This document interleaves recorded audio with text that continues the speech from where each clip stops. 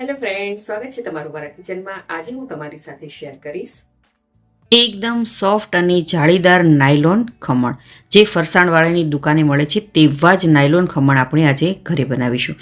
જો તમારા ખમણ સોફ્ટ અને જાળીદાર ન બનતા હોય તો તમે આ ટિપ્સ અને ટ્રિક્સની સાથે ખમણ બનાવશો તો તમારા ખમણ પણ એકદમ સોફ્ટ અને જાળીદાર બનશે. ચાલો રેસીપી શરૂ કરીએ. નાયલોન ખમણ બનાવવા માટે સૌથી પહેલાં આપણે મિક્સર જારમાં 1 કપ ચણાનો લોટ લઈશું, એટલે કે બેસન લઈશું. હવે તેમાં 2 મોટી ચમચી જેટલી ખાંડ એડ કરીશું. સાથે અડધી નાની ચમચી જેટલો સાઇટ્રિક એસિડ એટલે કે લીંબુના ફૂલ, મીઠું સ્વાદ પ્રમાણે એડ કરીશું. 1/4 ટીસ્પૂન જેટલી હિંગ એડ કરીશું અને મિક્સર જારનું ઢાંકણ બંધ કરી અને ત્યારબાદ આપણે તેને સરસ એવું ગ્રાઇન્ડ કરી લઈશું. તો તમે જોઈ શકો છો કે બધી જ વસ્તુ સરસ એવી ગ્રાઇન્ડ થઈ ગઈ છે. હવે આપણે આ મિક્સરને એક મિક્સિંગ બાઉલમાં એડ કરી દઈશું. ત્યારબાદ આપણે તેમાં પાણી એડ કરીશું. અહીં પાણી આપણે થોડું થોડું એડ કરતું જવાનું છે અને બેટર આપણે સરસ એવું તૈયાર કરી લેવાનું છે. અહીં બેટરમાં એક પણ ગાંઠા ન રહે તેવું આપણે બેટર તૈયાર કરવાનું છે. જો તમારી પાસે આવી રીતનું વિસ્કર ના હોય તો તમે ચમચાની મદદથી પણ આ રીતે બેટરને તૈયાર કરી શકો છો. તો આ બેટર બનાવવામાં મને અડધા કપ જેટલો પાણીની જરૂર પડી છે. તો તમે જોઈ શકો છો કે આપણું બેટર સરસ મજાનું તૈયાર થઈ ગયું છે. માત્ર એ વાતનું ધ્યાન રાખવાનું કે બેટરને આવી રીતે કન્ટિન્યુ તમારે હલાવતા જવાનું છે. તો બેટર આપણું રેડી થઈ ગયું છે. હવે ઢાંકણ ઢાંકી અને તેને 10 મિનિટ સુધીનો આપણે રેસ્ટ આપી દઈશું. હવે જ્યાં સુધી બેટર રેસ્ટ થાય છે ત્યાં સુધી મેં અહીં એક બેકિંગ ટ્રે લીધી છે. તેને આપણે આવી રીતે તેલથી ગ્રીસ કરી લઈશું. અહીં તમારી પાસે આ રીતની બેકિંગ ટ્રે ન હોય તો તમે થાળીનો ઉપયોગ પણ કરી શકો છો, પરંતુ આવી રીતે તેલથી સરસ એવું તેને ગ્રીસ કરી લેવાનું છે. તેથી જ્યારે આપણા ખમણ બની જાય તો ડિમોલ્ડ થવામાં આસાની રહે. હવે સ્ટીમરમાં મેં 3 થી 4 ગ્લાસ જેટલું પાણી એડ કર્યું છે અને પાણી એડ કર્યા બાદ હવે આપણે તેમાં સ્ટેન્ડ અથવા તો આવી રીતનો કાંઠો રાખી દઈશું અને 4 થી 5 મિનિટ સુધી તેને ઢાંકી અને ગેસની હાઈ ફ્લેમ પર કરી દઈશું અને પાણીને સરસ એવું ગરમ થવા દઈશું. હવે આપણે બેટરને ચેક કરી લઈએ. તો તમે જોઈ શકો છો કે બેટર સરસ એવું સેટ થઈ ગયું છે. હવે તેમાં 1 મોટી ચમચી જેટલું આપણે તેલ એડ કરીશું અને આ બેટરને સરસ એવું આપણે ફેટી લેવાનું છે. તેલ નાખવાથી જે આપણે આ ખમણ ઢોકળા બનાવીશું તેમાં સરસ એવી શાઇનિંગ આવશે અને ઢોકળા એકદમ સોફ્ટ બનશે. તો બેટર આપણું સરસ એવું મિક્સ થઈ ગયું છે. હવે તેમાં આપણે 1 પેકેટ જેટલું ઈનો એટલે કે ફ્રૂટ સોલ્ટ એડ કરીશું. જો તમારી પાસે ફ્રૂટ સોલ્ટ ના હોય તો તમે અહીં 5 ગ્રામ જેટલા બેકિંગ સોડા યુઝ કરી શકો છો. હવે ઈનોને એક્ટિવેટ કરવા માટે અહીં થોડા આપણે પાણી એડ કરીશું અને ફટાફટ એક જ દિશામાં આવી રીતે હલાવતું જવાનું છે. તો તમે જોઈ શકો છો કે બેટરમાં જે પહેલા કલર હતો અને અત્યારે જે કલર છે તે બદલાઈ ગયો છે અને બેટર પણ સરસ એવું ફૂલી ગયું છે. તો તમે જોઈ શકો છો કે આપણું આ ખમણનું બેટર બનીને તૈયાર થઈ ગયું છે. આ બેટરને આપણે ઓછામાં ઓછી 4 થી 5 મિનિટ સુધી આવી રીતે કન્ટિન્યુ એક જ દિશામાં હલાવતું રહેવાનું છે, તેથી ખમણમાં સરસ એવી જાળી પડે. તો તમે જોઈ શકો છો કે બેટર આપણું સરસ એવું રેડી થઈ ગયું છે. હવે સ્ટીમરમાં પાણી ગરમ કરવા માટે આપણે જે રાખ્યું હતું તે પણ સરસ એવું ગરમ થઈ ગયું છે. હવે સ્ટેન્ડ ઉપર આપણે બેકિંગ ટ્રે રાખીશું અને આપણે જે બેટર તૈયાર કર્યું છે તે બધું જ બેટર છે તે બેકિંગ ટ્રેમાં ટ્રાન્સફર કરી દઈએ.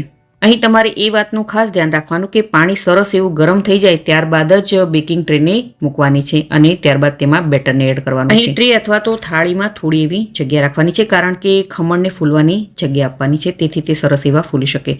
હવે કવર કરી અને 15 થી 20 મિનિટ સુધી આપણે ખમણને કૂક થવા દેવાના છે. તો લગભગ 20 મિનિટ જેટલો સમય થઈ ગયો છે અને તમે જોઈ શકો છો કે ખમણ સરસ એવા ફૂલી ગયા છે. જેટલું આપણે બેટર એડ કર્યું હતું તેનાથી ડબલ થઈ ગયા છે. હવે આ રીતની નાઇફની મદદથી અથવા તો ટૂથપીકની મદદથી આપણે ચેક કરી લઈએ. તો તમે જોઈ શકો છો કે નાઇફ છે તે આપણી એકદમ ક્લીન નીકળે છે. દેટ મીન્સ કે આપણા ખમણ છે તે એકદમ પરફેક્ટ બન્યા છે. હવે તેને બહાર કાઢી અને થોડી વાર માટે ઠંડા થવા દઈએ.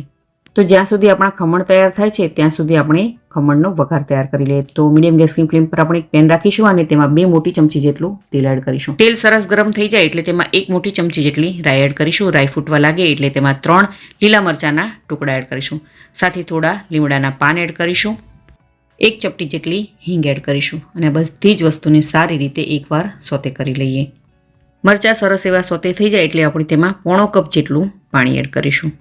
ત્યારબાદ મીઠું સ્વાદ અનુસાર, મીઠું પાણીના હિસાબ પ્રમાણે જ આપણે એડ કરવાનું છે. અડધી મોટી ચમચી જેટલી ખાંડ એડ કરીશું અને બધી જ વસ્તુને સારી રીતે મિક્સ કરી લઈએ. અહીં ગેસની ફ્લેમ આપણે હાઈ પર કરી દઈશું. ખાંડ પાણીમાં સરસ એવી ઓગળી જાય ત્યારબાદ આપણે ગેસને બંધ કરી લઈશું. હવે ખમણ પણ આપણા સરસ એવા ઠંડા થઈ ગયા છે. હવે ખમણને આપણે ચપ્પાની મદદથી આવી રીતે ચારેય બાજુથી કિનારીથી અલગ કરી દઈશું. ત્યારબાદ આપણે આ જે બેકિંગ ટ્રે છે તેને પલટાવી દઈશું. એટલે કે ઊંધી કરી દઈશું અને થોડીવાર આવી રીતે થપથપાવીશું તો તમે જોઈ શકો છો કે ખમણ છે તે આપણા સરસ એવા ડિમોલ્ડ થઈ ગયા છે. હવે ખમણની સાઈડ આપણે પલટાવી દઈએ, ત્યારબાદ તેને આપણે પ્લેટમાં રાખી દઈએ. હવે તેના આપણે પીસીસ કટ કરીશું. અહીં તમે મોટા નાના તમે તમારા હિસાબથી આના પીસીસ કટ કરી શકો છો. તો તમે જોઈ શકો છો કે મેં સરસ એવા ચોરસમાં કટ કરી લીધા છે ખમણને. અહીં તમને બતાવું કે ખમણ કેવા સરસ એવા જાળીદાર અને સોફ્ટ બન્યા છે. તો તમે જુઓ કેવા સરસ જાળીદાર અને એકદમ સ્પોન્જી આપણા આ નાયલોન ખમણ બનીને તૈયાર થઈ ગયા છે. હવે આવી રીતે કટ લગાવી અને થોડી આપણે જગ્યા કરવાની છે, તેથી જે એમાં આપણે વઘાર એડ કરીશું તે બધે અંદર સુધી એડ થાય. તો વઘાર આપણો તૈયાર થઈ ગયો છે. તે વઘારને આપણે આ રીતે ખમણમાં સ્પ્રેડ કરીશું. વઘારને આવી રીતે સ્પ્રેડ કર્યા બાદ આપણે તેની પર થોડી ઝીણી સુધારેલી કોથમીર એડ કરીશું. હવે મારી પાસે આવી રીતે ખમણેલું તાજું નાળિયેર છે, તેનાથી પણ આપણે થોડા ખમણને ગાર્નિશ કરી લઈએ.